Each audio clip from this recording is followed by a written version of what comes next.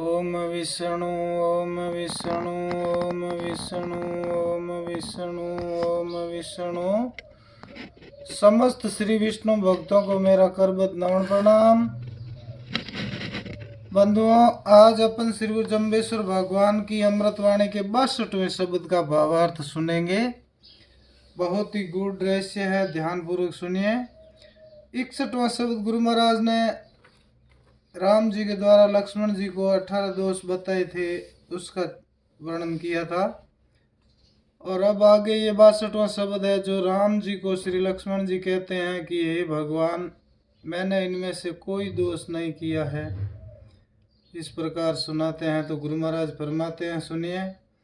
ओम नाम कारण क्रिया चूक्यो नाम सूरज सामो थूक्यो नाम उबे कांसा मांझा नाम छान तीनों का खेचा नाम ब्राह्मण निवत बहोड़िया नाम आवा कोरम्ब चोरिया नाम बाड़ी का बनफल तोड़िया नाम जोगी का खप्पर फोड़िया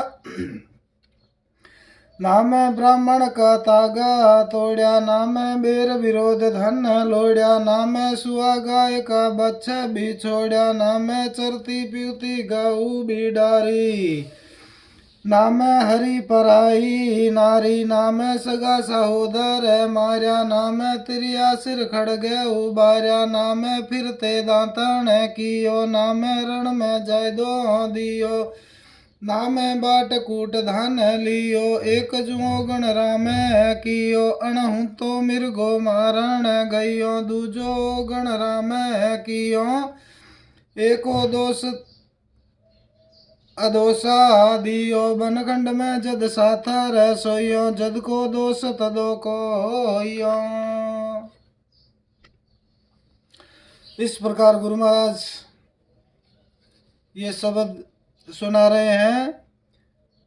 लक्ष्मण जी ने श्री राम जी से कहा कि हे राम जी, न तो कभी भी भूल करके किसी कारण से मैंने क्रिया चूकी है, न ही कभी मैंने सूर्य देव के सामने थूक करके अपमान ही किया है, न ही मैंने खड़े होकर भोजन करके बर्तन कांसा साफ किया है, और न ही मैंने किसी गरीब की झोंपड़ी तोड़ी है।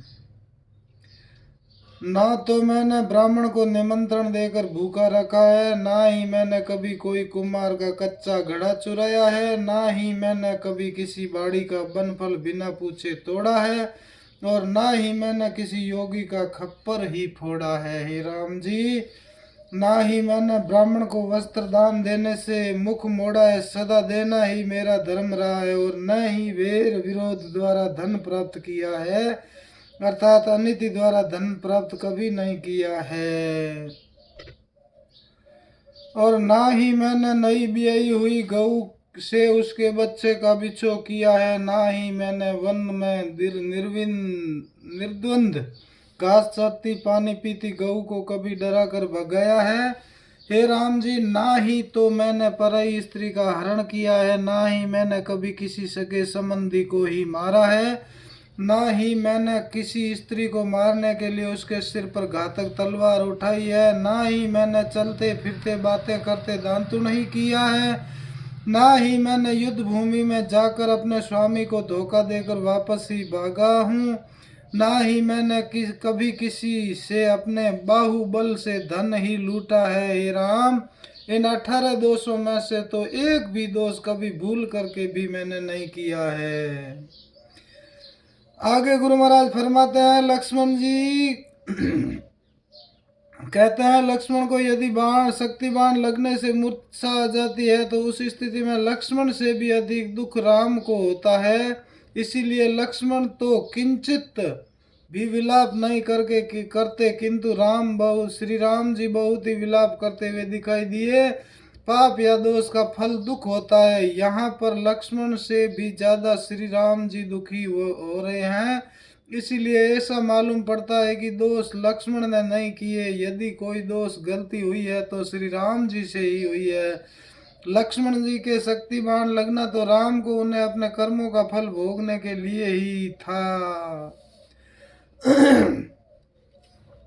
आगे गुरु महाराज फरमाते हैं, स्वर्ण मर्ग नहीं हो सकता, फिर भी राम जी के लोभ ने उसकी प्राप्ति के लिए प्रेरित किया।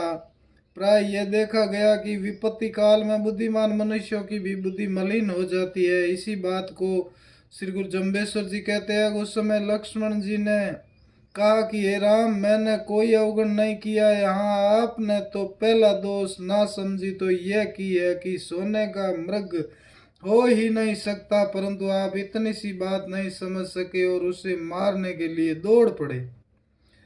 दूसरी भूल यह हो गई कि उस राक्षस की करुणा में पुकार को न तो आप ही समझ सके और न ही सीता माता जी समझ सकी। मुझे सीता माता ने कटु वचन कहे, मैं निर्दोष था, मुझे दोष रहित जन को आपने तथा सीता माता ने दोनों ने ही दोष दिया। मैं क्या करता, आपकी आज्ञा स्वीकार करता या सीता माता की। सीता माता ने मुझे विशेष रूप से अपने वचन बाणों द्वारा घायल किया, जिससे मैं आपके पास आ गया और सीता जी अकेली रह गई। इसी के कारण सीता जी का हरण हुआ और हमें यहाँ ये परिस्थितियों का सामना करना पड़ा।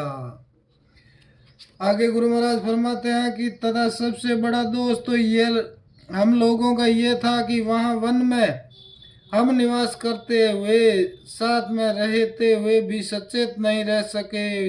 हमें मालूम भी था कि यहाँ पर राक्षसों का भी साथ में ही निवास है तथा उनसे वैर भाव भी मोल ले चुके हैं। हमें निर्भय होकर नहीं सोना था, सदा सचेत रहकर अपनी रक्षा करनी थी, मगर हम नहीं कर सके। इसीलिए हमें आज ये दिन देखने को मिला है। हम दोनों भाई जानकी जी तथा वानर सेना सभी विपत्ति में पड़ चुके हैं। थोड़ी सी असावधानी बहुत बड़ी विपत्ति का कारण बनी है। हे राम, उस वनवास समय की भूल ही हमारे दुखों का कारण है। आप चाहे मुझे दोष दें या निर्दोष सिद्ध करें, मुझे स्वीकार है।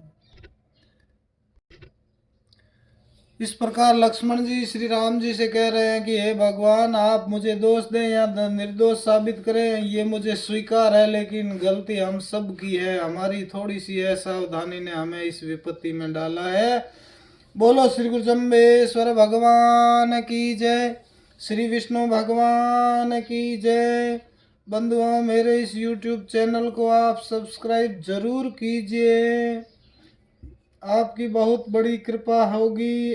बोलो श्री गुरु जम्बेश्वर भगवान की जय।